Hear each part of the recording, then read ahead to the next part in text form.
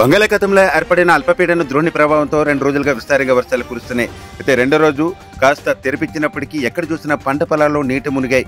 ముఖ్యంగా నదులు, వాగులు, గడ్డలు పొంగి ప్రవహిస్తున్నాయి. వాతావరణ సూచన మేరకు రెండో రోజు సైతం పాఠశాలలో సెలవులు ప్రకటించారు.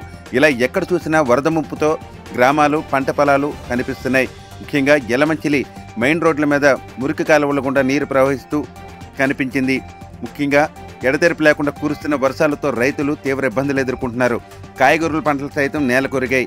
ఇలా యలమంచిలిలో శారదా, వరహా నదులు పొంగి ప్రవహిస్తున్నాయి.